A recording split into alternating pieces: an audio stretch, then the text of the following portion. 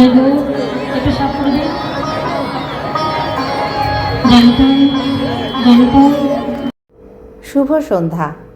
শ্রীয়ের সংসারের আরেকটি নতুন ব্লগে তোমাদের সবাইকে স্বাগত। চলে এলাম আজকে কৃষ্ণ মন্দিরে।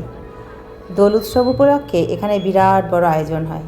মাঠে একটা মেলা হয় বিরাট বড় করে, তবে এবছর দেখলাম বড় বড় নাগরদোলনাগুলো আসেনি, ওই দোকানপাটগুলো বসেছে। আর শ্রী রাধা মাধবকে দেখো কি সুন্দর করে দুজনে দাঁড়িয়ে রয়েছে। চলো ভেতরে যাই, আগে দর্শন করব ঠাকুর, তারপরে বাইরের মাঠে গান শুনবো, টুকটাক কিছু খাওয়া দাওয়া করবো। আর পাশেই খিচুড়ি ভোগ খাওয়াচ্ছে, কিন্তু আমরা যাব না, এদিকটা অনেক লাইন, অনেক লোকজন, ভিড়, তো খিচুড়ি খাবো না। তো আগে ঠাকুর দর্শন করব, তারপর মাঠের দিকে যাব, দেখি মেয়ে কী খায়।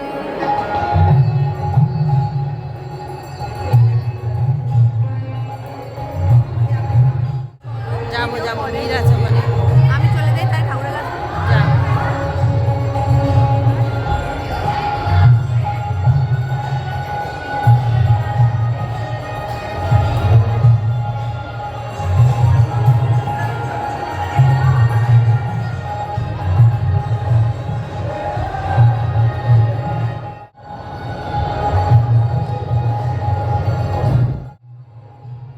সন্ধেবাতি দেওয়া হয়েছিল, তো অনেকগুলোই দেখছি পাখার হয় নিভে গেছে, দুটো দ্বীপ শুধু জ্বলছে। আর এবার একটুখানি ফাঁকা পেলাম ঠাকুরের সামনে যাওয়ার। চলো তোমরাও আমার সঙ্গে দর্শন করো। জয় শ্রী রাধাকৃষ্ণের জয়।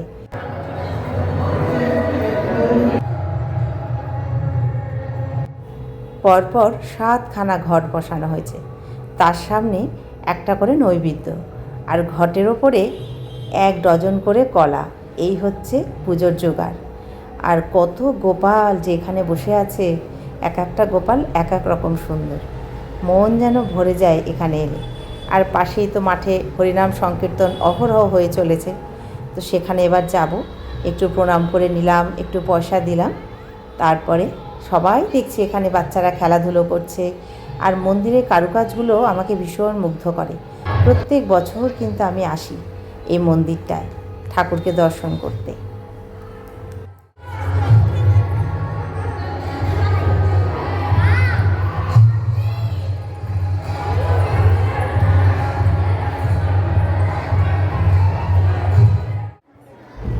আর এই দেখো বন্ধুরা, এখন তো গেট দিয়ে বেরিয়ে যাচ্ছি, আর পাশে তুলসী মঞ্চটা কি সুন্দর।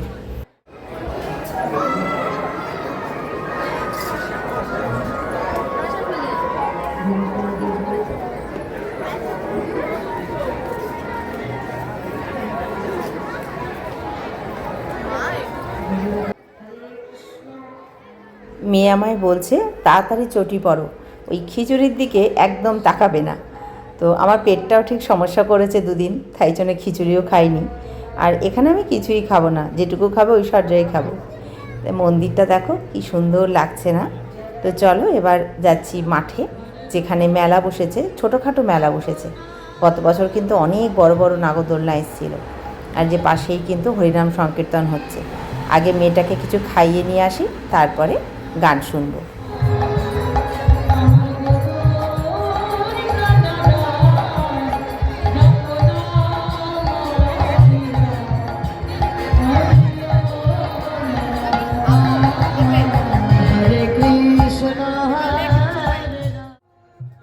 বাড়িতে তো বাসনের অভাব নেই, কিন্তু এই যে এলে পরে কিছু না কিছু কিনতেই হবে আমাদের, তাই না? তো যাই হোক, দুটো খুন্তি কিনেছি, একটা ধোসা করার খুন্তিও কিনেছি তার মধ্যে। আর এই যে চলে এলাম পাপড়ি চাটের দোকানে। ওই সাহায্য বায়না করলো যে আমি পাপড়ি চাট খাবো। আমি কিন্তু একটা পাপড়িও মুখে দেবো না, কারণ সত্যিই আমার শরীরটা ভালো ছিল না। ও খাক, তারপরে বললো আরেকটু ঘুরে টুরে মোমো খাবো। তো সবাই সবার মতো ব্যস্ত, কেউ খাচ্ছে, কেউ জিনিস কিনছে, কেউ গান শুনছে। এই নিয়ে মেলাটা কিন্তু বেশ জমে উঠেছে। দোলনা থাকলে হয়তো বাচ্চারা আরও বেশি খুশি হতো। তো এই যে ঐশ্বর্যকে দিয়ে দিয়েছে, এবার ও বসে খেয়ে নিই, তারপরে ওইদিকে আবার যাব।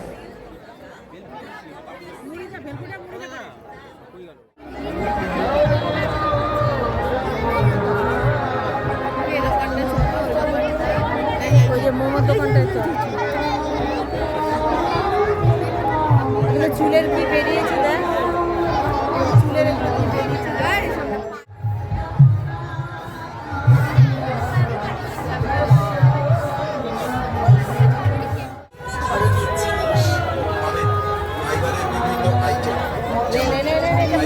নেট পানি সহ অন্যান্য সংসারের প্রয়োজনীয় জিনিস যা আপনার সংসারে খুবই প্রয়োজন।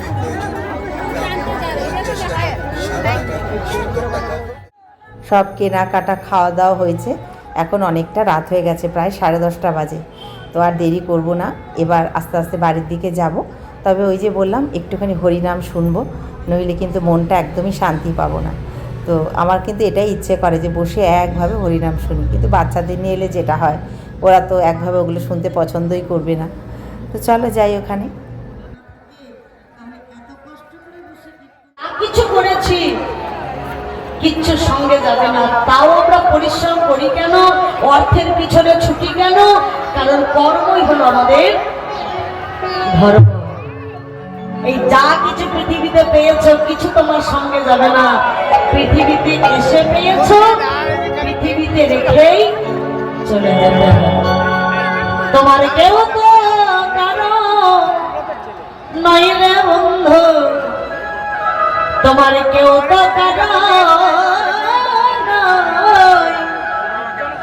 দুদিনের ভাবে আশা, তোমার পথে পরিচয়। হরে রাম, হরে রাম, রাম রাম, হরে হরে কৃষ্ণ, হরে কৃষ্ণ, কৃষ্ণ হরে হরে, হরে কি বলছে? কষ্ট হচ্ছে, কষ্ট হচ্ছে। এখানে এসে দেখে যান কি তুমি হরিনাম শুনে আবার একটু মন্দিরের মধ্যে এলাম। তবে এখন গোপালকে সমস্ত ঠাকুরকে শয়ন দিয়ে দিয়েছে, মন্দিরের দরজাও বন্ধ হয়ে গেছে।